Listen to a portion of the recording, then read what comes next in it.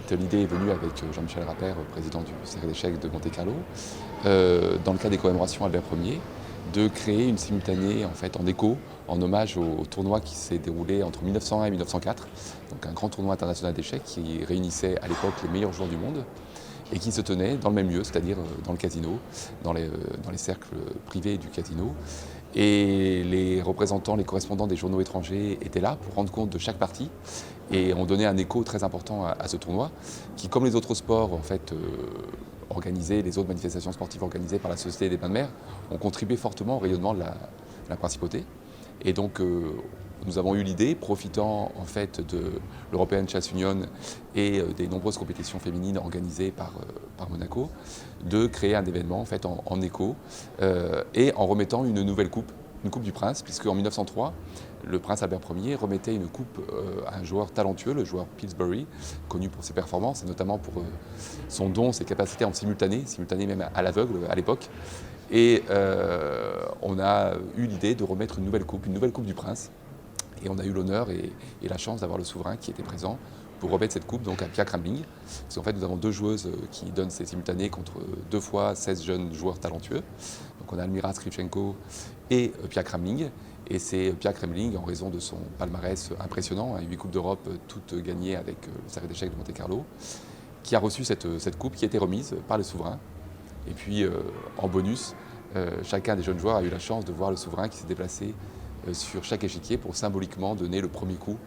Donc là, on a eu dans le cadre de ces commémorations du centenaire Albert Ier vraiment un très bel événement et un bel écho avec le lien entre passé, présent et futur, à une époque aujourd'hui où, comme à la belle époque, où le noble jeu était très, comment dirais-je, tenu en haute estime pour ses valeurs intellectuelles, morales, humaines, on a eu un autre bel événement à une époque aussi où, comme le succès de la série Le jeu de la dame en atteste, où le jeu d'échecs connaît un regain d'intérêt et passionne l'opinion.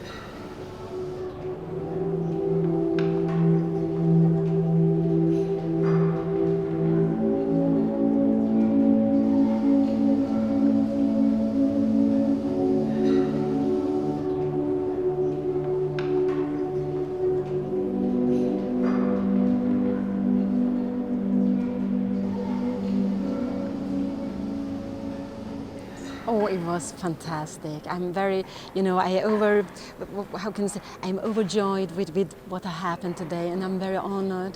And I have been a part of the team for 15 years, and the Monaco team, the Cercle d'échecs de Monaco, is really a dream team in all sense. Jean-Michel, with all his work, he has been supporting the team. He has made it possible for us to play the European Club Cup. We have also made very good results. We have had fantastic players, but we also had something I think very few teams have. We have had a very, very special atmosphere. We had the best captain in the world, Almira Skripchenko, but really from my heart. And I really enjoy being here. It's like a second home for me when I play for Monaco and also when I come here. I think it's very lovely, and because I do believe that chess is very good for children. It's something very good to take video in life if you join chess, because it gives you so much. It makes it easier with lots of things, decision making, concentration, but also over the board. I meet all players, all ages, from all countries, and when we meet each other, we are all the same. So I think chess is a way of taking away boundaries when we meet at the chessboard. And it was just very lovely here today to play with all the children. I was very happy to see very many young girls also. And it was just a very nice day.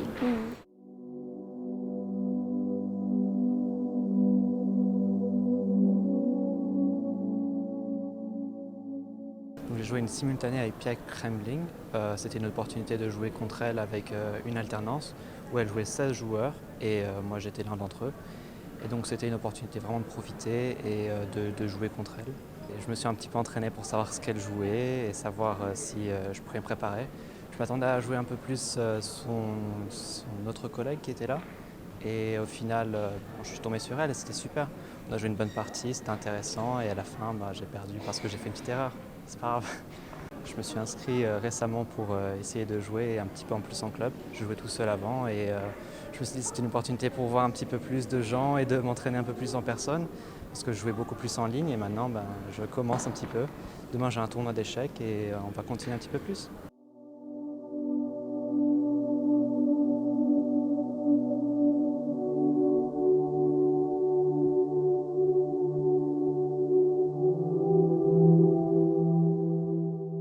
Moi-même, j'étais enfant, j'ai rêvé de rencontrer un grand maître. Donc, je pense que c'est venu tout naturellement de récompenser les meilleurs jeunes de la région et voilà, de donner la simultanée en tandem avec Pia Kramling. Pour moi, c'est une vraie joie en fait de participer à un événement à Monaco dans un cadre aussi somptueux et rendre hommage au jeu d'échecs, à notre noble jeu, mais aussi à la joueuse. Je pense que c'est dans l'air du temps. À vrai dire, j'étais extrêmement stressée parce qu'il faut continuer la simultanée, même après le premier coup symbolique qui était fait par le souverain.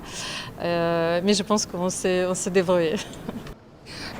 Je pense qu'il faut toujours prendre son temps, même si jouer en simultané n'est pas forcément simple. J'explique parfois quelles sont les fautes, comment on peut améliorer dans les ouvertures, un peu plus tard les idées tactiques. Comme ça, tout simplement, ils vont garder un souvenir de cette journée et peut-être continuer l'apprentissage.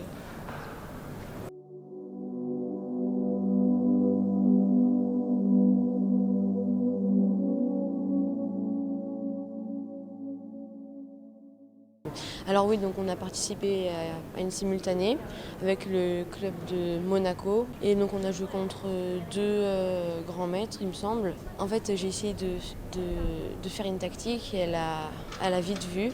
Et après, elle a contré en fait. Et après, je me suis retrouvée un peu dans son jeu et elle a réussi à me mener jusqu'à la perte. J'ai abandonné parce que après je voulais pas continuer, sinon ça allait être désastreux. Alors oui, ça doit faire depuis que j'ai 6 ans, il me semble. Et j'ai fait des pauses entre-temps et là j'ai repris cette année. Du coup, là j'ai fait les qualifications pour le championnat de France. Après, j'ai fait les départementales et régionales. Et oui, ça va.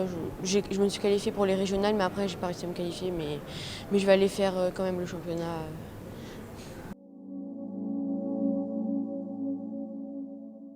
Moi j'ai joué contre Almira, elle a très bien joué, aussi leur attitude, elles étaient très bien et elles sont super gentilles. Et tout le monde s'est battu jusqu'à la fin et c'était très intéressant de jouer contre ces grands maîtres.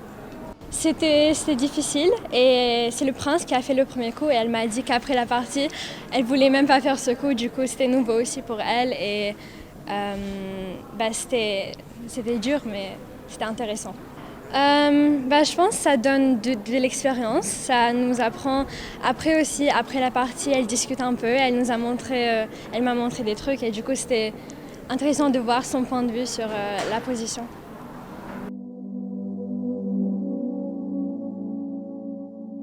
La partie s'est finie avec une finale de pions et on avait un cavalier chacun. Ça fait match nul.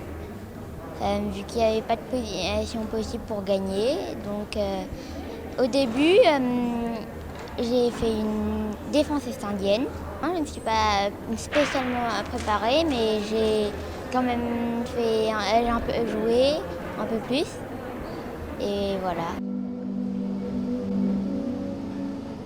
Alors, il y a 32 enfants et principalement, on a sélectionné ceux qui ont participé aux qualifications au championnat de France jeunes, donc pour qu'il y ait quand même un certain niveau de jeu pour pouvoir participer à la simultanée.